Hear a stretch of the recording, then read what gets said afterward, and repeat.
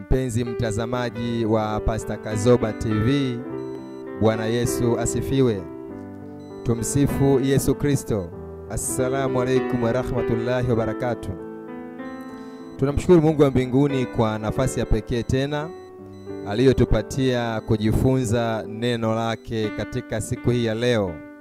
Kukuletea kipindi hiki ndimi mjoli wako mchungaji Baraka Bernard Masalu, mchungaji wa kanisa la Waadventista wa Sabato. Na leo tutakuwa na somo la pekee sana ambalo lina kichwa kinachosema kaa kimya. Somo linasema kaa kimya. Kabla tujaanza basi na tuombe. Baba wa mbinguni, tunakushukuru kwa wema wako. Tunaomba utuongoze kwa Roho Mtakatifu tunapojifunza neno hili mwanzo mpaka mwisho, kwa jina la Yesu, amen. Tunasoma kitabu cha Luka sura ya 23 na ule mstari wa 9. Luka 23 na ule mstari wa 9. Biblia inasema, akamuuliza maneno mengi, yeye asimjibu lolote. Tarudia, akamuuliza maneno mengi, yeye asimjibu lolote. Haleluya. Huyu nani ambaye anaulizwa hapa? Huyu ambaye anaulizwa hapa ni Yesu. Ni Yesu Kristo. Na anaulizwa na nani huyu Yesu Kristo? Hapa Yesu Kristo anaulizwa na Herode. Herode. Ni kipindi ambacho Yesu ametoka kupelekwa kwa Pilato. Na Pilato alipomuona Yesu, alipohoji maswali viongozi wa dini na makuhani na waliompeleka, Pilato agundua kwamba Yesu hana kosa lolote. Na akaona, akasema ya kwamba sioni hatia kwa mtu huyu. Akauliza, akaambiwa huyu anatokea Galilaya. Na Pilato akaagiza apelekwe Galilaya ambako Herode anatawala. Kwa hiyo hapa ambaye anamuuliza Yesu sio mwingine bali ni Herode. Yesu katika utumishi wake alipokuwa anaulizwa na Herode, yalikuwa ni maswali ya kumtega. Yalikuwa ni maswali ya kutaka Yesu ajidhihirishe, Yesu aonyeshe uwezo wake. Kwa nini nasema hivyo? Hiyo Luka 23 na ule mstari wa 8 kabla ya wa 9 itakuonyesha. Hebu naomba nisome Luka 23 ule mstari wa 8. Anasema, na Herode alipomuona Yesu alifurahi sana, kwa sababu alikuwa akitaka sana kumuona tangu siku nyingi, maana amesikia habari zake. Akataraji kuona ishara iliyofanywa na yeye. Ndio mstari wa 9 anasema, akamuuliza maneno mengi, yeye asimjibu lolote. Haleluya. Wakati fulani katika ulimwengu wa leo, mtu anapoulizwa maneno mengi halafu asijibu lolote, anaweza kuonekana ana jeuri, anaweza kuonekana ana kiburi. Lakini haikuwa hivyo kwa Yesu. Ngoja nikwambie, Yesu alikuwa anakosolewa sana. Na mara nyingi Yesu alipokuwa anakosolewa alikuwa hajibu kitu. Na alikuwa akiamua kujibu, anajibu kwa sentensi fupi fupi, kwa maneno machache peke yake anajibu. Yesu Kristo. Hebu sikiliza. Yesu alikosolewa na makundi mbalimbali, wakiwemo Mafarisayo. Mafarisayo walimlaumu na kumkosoa Yesu kwa kuvunja Sabato. Lakini kuna wakati walimkosoa Yesu kwa kula na watoza ushuru na kuongea na makahaba. Lakini Yesu alikosolewa na Masadukayo. Walikuwa wanapinga mafundisho yake ya kiroho. Walikuwa wanapinga. Lakini Yesu alikosolewa na viongozi wa dini kwa ujumla. Walimuona kama tishio kwa mamlaka yao. Yesu alikosolewa. Watu wa mji wa Nazareti walimkosoa pia Yesu, wakamuita tu ya kwamba yeye ni mwana wa seremala. Lakini ndugu zake na Yesu nao pia walimkosoa Yesu. Kuna kipindi kwenye Marko sura ya 3 mstari 21 walisema ya kwamba amerukwa na akili. Yesu alikumbana na ukosoaji mwingi kwenye maisha yake. Na hapa anakumbana na kiongozi ambaye anaitwa Herode. Na Yesu anapokuwa anaulizwa na Herode mambo mengi ili aweze kumjibu Herode, Yesu hakujibu kitu. Bwana asifiwe. Hakujibu kitu. Yesu alikaa kimya. Yesu alikaa kimya. kuna la kujifunza kutokea kwa Yesu. Herode anapokuwa anamuuliza Yesu, lengo la Herode ni aone uwezo wa Yesu, aone namna Yesu anavyotenda kazi, aone namna Yesu anavyofanya, aone namna Yesu atafanya ishara, miujiza. Maana Herode alikuwa anasikia tu habari za Yesu, hajawahi kuona. Herode, na sio kwamba alikuwa anatamani kuona hayo yote ili aweze kuokolewa, hapana, ili aweze kumkosoa vizuri na kumtia hatiani kwa yale ambayo Yesu Kristo angeyafanya. Mpenzi mtazamaji, naomba nielewe vizuri. Katika maisha haya kuna watu wanaweza kutamani kujua uwezo wako, wanaweza kutamani kufahamu uwezo wako, wanaweza kutamani kuona namna unavyofanya kazi, wanaweza kuuliza juu ya habari zako ili tu wapate la kusema juu ya wewe. Nataka nikwambia kwamba kuna wakati ambapo itakupasa kukaa kimya. Haleluya! Sio kila wakati uongee, sio kila wakati useme. Wengine ambao wanauliza habari zako, wanauliza mambo yako, sio kwa sababu wanakukubali, wanatamani kwamba uwasaidie, ila wanatamani kujua wapi wanaweza kupata mahali pa kuingilia na hatimaye wakuingiza kwenye hatia. Kaa kimya, sio kila wakati wa kusema.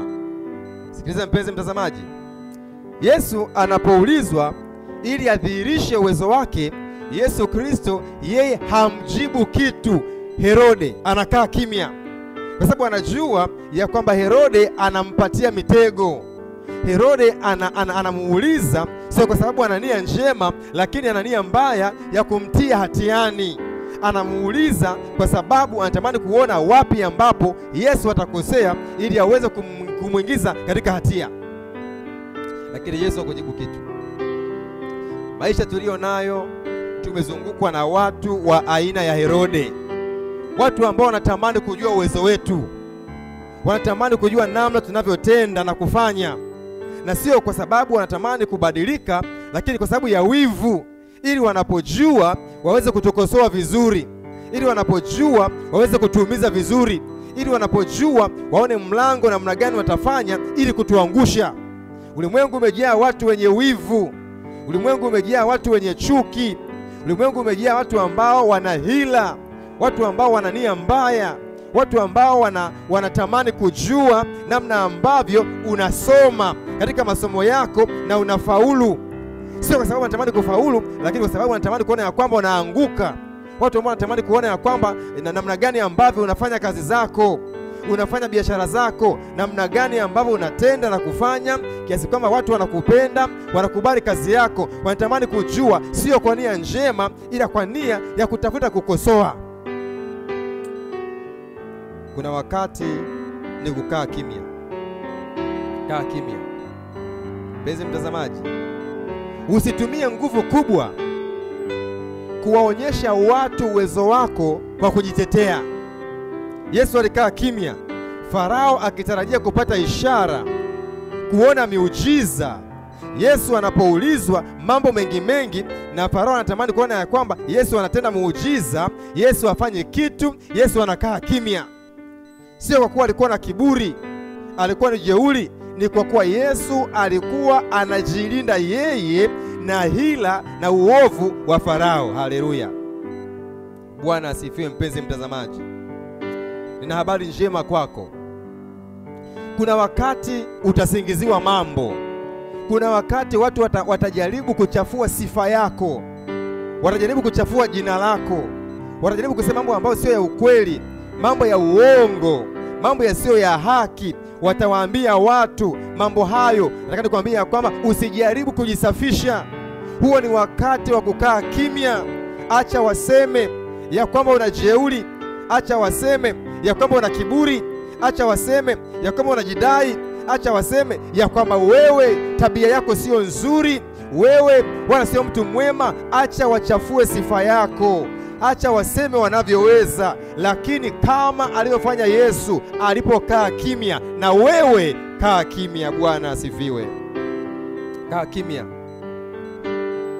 Maana unapozidi kuendelea kusema na kujaribu kujisafisha kwa maneno yako, kujitetea kwa maneno yako, nataka nikwambie ya kwamba unampatia adui nafasi ya kuendelea kusema. Upo wakati ambapo Bwana mwenyewe atatukuzwa. Upo wakati ambapo Bwana mwenyewe ataonekana. Uko ambapo Bwana mwenyewe atadhihirika. Vita vyetu si juu ya damu na nyama. Wakati muovu anatumia maneno, anatumia hila, anatumia chuki kuchafua sifa, kuchafua tabia, usitumie muda mwingi kumjibu. Mwachie Mungu na umuombe Mungu, na Mungu wa mbinguni, toka juu mbinguni atasikia. Maana Mungu ndiye ambaye anapigana na kusimamia vita vyetu. Bwana asifiwe. Haleluya.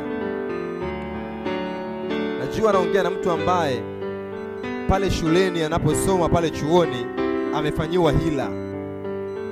Amefanyiwa hila na watu wasiopenda maendeleo yake, watu wenye wivu kwa namna ambavyo wanafanya vizuri.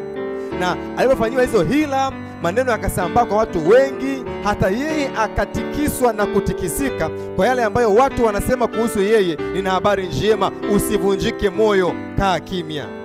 Yuko mtu pale kazini ameumizwa, ameteseka, ametendewa vibaya na wafanyakazi wenzake wanaomzunguka. Wamemsema vibaya, wakachafua sifa yake. Akiwa nao wanacheka pamoja, asipokuwa nao wanamsema vingine, na habari zimemfikia namna anavyosemwa. Nataka nikwambie, usipambane, usihangaike, usitumie nguvu kubwa kujisafisha. Yupo Kristo ambaye alipofanywa kama wewe alikaa kimya, na hatimaye baba yake alimsafisha. Bwana asifiwe.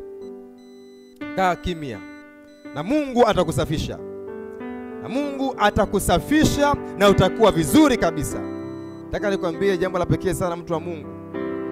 Walijaribu kumchafua Yesu, ya kwamba anavunja sabato, ya kwamba anaongea na watoza ushuru na wenye dhambi, ya kwamba anaongea na makahaba. Walimchafua Yesu, ya kwamba Kristo Yesu amerukwa na akili. Walisema ndugu zake ya kwamba amerukwa na akili. Walisema hivyo. Yeye hakuhangaika kuambia sijarukwa na akili, mimi ni mzima. Hakuhangaika kuambia kwamba sijavunja sabato, nimeitunza sabato. Yesu alikaa kimya. Lakini hatimaye huko mwishowe wakaja kuona, wakaja kutambua, wakaja kufahamu namna ambavyo Yesu alikuwa mwenye haki. Haleluya. Hata maaskari wa Kirumi walipoona giza limetanda baada ya mauti ya Yesu, walikiri wazi ya kwamba hakika Yesu alikuwa mwenye haki, hakuwa na hatia. Hakuwa na hatia. Pilato mwenyewe pale mwanzoni, pamoja na mashtaka mengi yaliyosemwa na viongozi wa dini na Mafarisayo mbele za Pilato, yeye alipopima aliona ya kwamba Yesu hana hatia. Acha waseme wanavyosema, acha waongee wanavyoongea, wewe kaa kimya. Wenye akili ambao Mungu anawaongoza watagundua ya kwamba wewe hauna hatia. Wanaweza kuchafua sifa yako kwa nje, lakini hawawezi kuharibu sifa yako kwa ndani. Haleluya. Kile ambacho umetenda kwa watu, ambacho umefanya kwa watu, kama Yesu alivyofanya, alilisha watu, aliponya watu, alifufua watu, hakiwezi kufutwa katika maisha ya watu. Hakiwezi kufutwa. Penzi mtazamaji, usitumie nguvu kubwa sana kujisafisha. Mwachie Kristo. Wewe kaa kimya, uone wokovu wa Bwana. Bwana atasimama na atakupigania. Bwana asifiwe. Haleluya. Ukupatia tabia ambazo sio za kwako.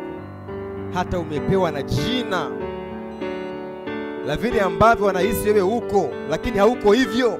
Usihuzunike, maana Mungu anajua tabia yako. Mungu anajua moyo wako. Mungu anajua mwenendo wako. Wanadamu wasikuharibie, waharibu tu kwa nje, lakini saa itafika kila mmoja ataiona haki ilivyo, halafu atamtukuza Mungu kwa ajili yako.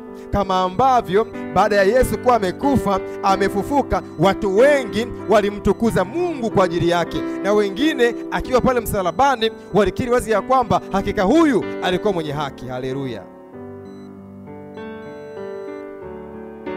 Mpenzi mtazamaji, katika masaa haya, ni jambo gani ambalo linakupatia huzuni? Ni jambo gani ambalo linakupatia maumivu? Ni jambo gani ambalo linakufanya usononeke? Kuna watu wanashindwa kula kwa sababu ya vile watu wanavyowasema. Kuna watu wanashindwa kulala kwa sababu ya watu wanavyowasema. Kuna watu wanashindwa kufanya kazi, wanahuzunika kwa sababu ya watu wanavyowasema. Wanatumia nguvu kubwa kujitetea, wanatumia nguvu kubwa kujisafisha, wanatumia nguvu kubwa kuweka ukweli wazi. Nataka nikwambie kwamba wakati kama huo, kaa kimya. Muombe Mungu kwa dhati, muombe Mungu kwa bidii, muombe Mungu kwa jitihada, na hatimaye mwisho wa siku utakuja kuona ya kwamba Mungu hakuwahi kukuacha kwenye changamoto hiyo. Alikuwa upande wako siku zote. Ndio nasema ya kwamba nimegundua kwamba kuna wakati ambapo nimetendewa vibaya na nikajaribu hata kulipa kisasi kwa yale ambao wamenisema, walinichafua nami nikawachafua, walinisema vibaya nami nikawasema vibaya. Je, unasema ya kwamba nakiri niliteleza? Unasema ya kwamba kwa kweli nahitaji nguvu? Mimi ni miongoni mwa watu ambao nikisemwa nashindwa kula, nashindwa kulala, nashindwa kufanya kazi zangu, naumia watu wanaponisema. Hata nikipita kuna wengine wananicheka, hata nikipita kuna wengine wananizomea. Ninasemwa sana katika midomo ya watu, ninasikilizwa sana kwenye masikio ya watu. Leo nakutia moyo, simama imara, songa mbele, kaa kimya. Bwana yuko na wewe. Yesu amekupatia mfano. Nani alivyotenda kwa Herode? Unahitaji maombi, unahitaji ushauri, unahitaji kujifunza zaidi, unahitaji kutiwa moyo namna gani ufanye watu wanapokusema mambo mengi. Tumia namba ya simu hii kunitafuta mimi, mtumishi wa Mungu, mchungaji Baraka Bernard Masalu, 0762 30 81 71, 0762 30 81 71. Tuombe. Baba wa mbinguni, ninakushukuru kwa wema wako, ninakushukuru kwa fadhili zako, ninakushukuru kwa ajili ya mpenzi mtazamaji wa Pastor Kazoba TV. Amejifunza neno lako, naomba umtie nguvu akaishi sawasawa na neno hili, kama ambavyo Kristo Yesu ulikuwa imara wakati ambapo ulikosolewa na kusemwa vibaya. Jalie mpenzi mtazamaji kuwa imara wakati ambapo anakosolewa na kusema vibaya. Endelea kuwa nasi katika hali zote, sasa na hata milele, kwa jina la Yesu.